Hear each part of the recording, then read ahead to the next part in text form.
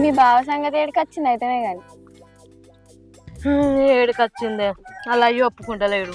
అయ్యో లేచిపోదాం రారా అంటే ఆడ అత్తలేడు.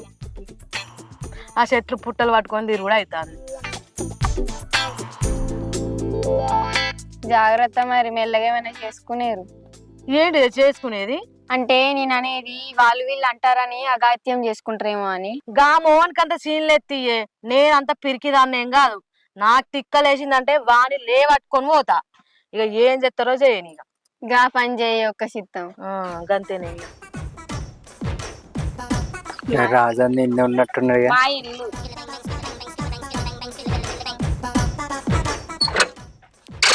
రాజన్న ఎడిపోతానవే? జంగిడికి చనుకు రోడ్డు కొట్టబోతాను. సరే అన్న పోయిరా అని లేవట్టుకో